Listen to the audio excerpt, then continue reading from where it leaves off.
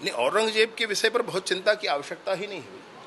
मसला ये है कि जिसने साहिबजादों को किस तरीके से चुनवा दिया, जिसने किस तरीके से शिवाजी के साथ किया, जिसने किस तरीके से शिवाजी के वंशजों के साथ, पुत्र के साथ किया, जिसने किस तरीके से जजिया का कर लगाया, जिसने किस तरीके से मंदिरों का ध्वंस किया, उसके बारे में इतनी चिंता हमारे देश में। मसला ही नहीं है, कोई बात ही नहीं है, इस पर कोई चर्चा ही करना बेकार है। पर्याप्त कार्यवाहियाँ हुई हैं। ये वही भर्ती की प्रक्रियाएं हैं जिनको कांग्रेस ने 5 वर्षों में कांग्रेस पूरा न कर पाई।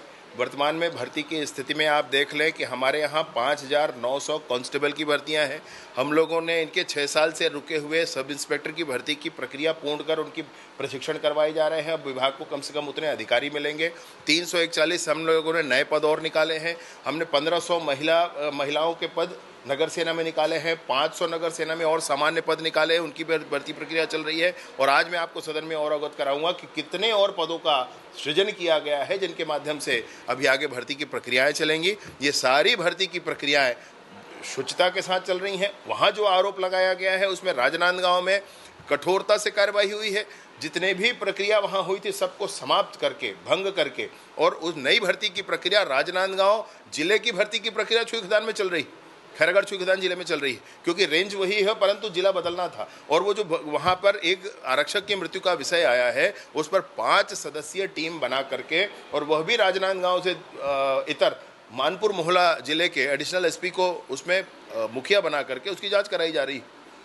मैं सोचता हूं कि इतनी कार्यवाहियां तो आपको देखने पर कहीं नहीं मिलेंगी। एक भर्ती की प्रक्रिया में अगर कोई विषय आता है तो बिलासपुर में भी भर्ती की प्रक्रिया के लिए 2 जो विषय आए हैं उस पर भी बड़ी स्पष्टता के साथ आपको आश्चर्य होगा जान करके कि वहाँ पर लोगों में जब ये विषय गया तो 95,000 लगभग वीडियो देखकर 129 प्रकरण निकाले गए जिसमें डिस्क्रिपेंसी थी। और 129 प्रकरण निकालकर छुपा कर नहीं बैठा भाई कोई, ले जाकर के हाई कोर्ट में सूची पहुंचा दी, इन 129 में हमको डिस्क्रिपेंसी मिली है और इस डिस्क्रिपेंसी के लोगों के रिजल्ट नहीं निकाले जाएंगे। लेकिन हम क्या उसमें कर रहे हैं, उसके लिए हमको हाई कोर्ट के निर्णय की प्रतीक्षा करनी होगी, क्योंकि सब जुडिस विषय हो गया तो अब एक बार हाई कोर्ट का निर्णय उसमें आ जाए। आप निश्चिंत रहें और कुछ दिनों बाद आप इंद्रावती नदी के किनारे घूमने की योजना बना लें। चाहे अब कोई मौसम हो, सारे मौसम हमारे जवानों के होंगे, सारे मौसम जवानों की भुजाओं के ताकत के होंगे, कहीं कोई मौसम किसी और का नहीं होने वाला है।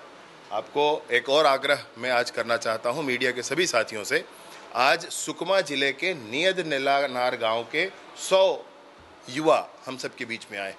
ये युवा वही हैं जिनसे आप जब चर्चा करेंगे तो आपको ध्यान आएगा कि उन्होंने टीवी नहीं देखा होगा, इसमें से आधे से अधिक ने आज तक अपने जीवन में। अभी जब वहाँ पे सारी व्यवस्थाएं पहुँच रही हैं तो अभी देखा होगा, नहीं तो आज तक अपने जीवन में नहीं देखा होगा। ये कभी जगदलपुर नहीं आए होंगे, इसमें से अधिकतम आपको ये ध्यान आएगा।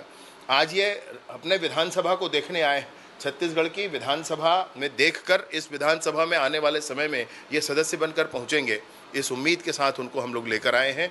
और आपको ये बहुत मैं शिद्दत के साथ बताना चाहता हूं कि नियद नेलानार गांव के ये सारे बच्चे अब वही उन गांवों से आए हैं जहां पर इस योजना के अंतर्गत अभी क्रेडा के माध्यम से सोलर लाइट लगाए जा रहे हैं, विद्युत पहुंचाया जा रहा है, वहां पर राशन की दुकानें खोली जा रही हैं, वहाँ पर आधार कार्ड बनाए जा रहे हैं, वहाँ पर उनको राशन दुकान से राशन दिए जा रहे हैं। ये सारी व्यवस्थाएं अब वहाँ पर खड़ी की जा रही हैं। इनको बंधक बनाकर रखा था नक्सलियों ने, बंधक बनाकर रखा था पूरे लोगों को नक्सलियों ने। आज वो स्वतंत्र होकर विचरण करने अपने विधानसभा आए हैं। आपका ध्यान उस ओर जरूर आकर्षित हो, यही आग्रह है। बहुत बहुत धन्यवाद। क्लस्टर लेवल फेडरेशन CLF जो 2,60,000 से अधिक महिला स्व सहायता समूह बने हैं, उसमें विलेज लेवल ऑर्गेनाइजेशन VOs बने हैं। एक विलेज में, एक पंचायत में जितने महतारी सदन है वो है, और फिर VOs को मिलाकर CLF बना है। तो हम लोग कोशिश ये कर रहे हैं कि CLF लेवल पर पहले वो बन जाए, क्योंकि महिलाओं की बड़ी समितियां वहाँ होती हैं और उन बड़ी समितियों में वहाँ उनके बैठने की व्यवस्था हो जानी चाहिए, इसलिए इसको प्रारंभ कर रहे हैं। तो प्रारंभ करते समय सोचा कि पहले बस्तर से और सरगुजा की तरफ से हो जाए, और संयोगवश ये है कि वहाँ प्रायः भाजपा के ही सारे विधायक हैं। लेकिन मैंने उनको गिनाया कि गोंडवाना गणतंत्र पार्टी के सदस्य के भी क्षेत्र में गया है और 6 कांग्रेस के विधायक हैं 7 कांग्रेस के विधायक हैं, उनके भी क्षेत्रों में प्रधानमंत्री महतारी सदन बना है, तो उनकी ये चिंता कि किसी तरीके से पार्टी और राजनीतिक दल के आधार पर इसमें डिस्क्रिशन किया जा रहा है, ये चिंता जायज़ नहीं। नहीं, बड़ा स्वस्थ प्रश्न था और बहुत अच्छे ढंग से उस विषय की चिंता की गई कि एसआरई जो सिक्योरिटी रिलेटेड एक्सपेंडिचर्स हैं उस पर कैसे काम होता है। तो पहले राज्य शासन के विभिन्न मदों से उस पर खर्च किया जाता है और फिर उसको क्लेम करते हैं केंद्र सरकार की उस योजना के माध्यम से, और उसमें अलग अलग हेड्स बने, उन हेड्स पर ही हम क्लेम कर सकते हैं। उन खर्चों के संदर्भित खर्च हैं तभी क्लेम किया जा सकता है। उसमें से जो केंद्रीय एजेंसियां यहाँ काम करती हैं उनके लिए 100% रिम्बर्समेंट होता है, और जो इस राज्य स्तर की एजेंसियां हैं, राज्य सरकार की एजेंसियां हैं, उसके लिए 60-40 के रेशियो में रिम्बर्समेंट होता है। तो ये सारी जानकारियां मैंने सदन में आज उपलब्ध कराई।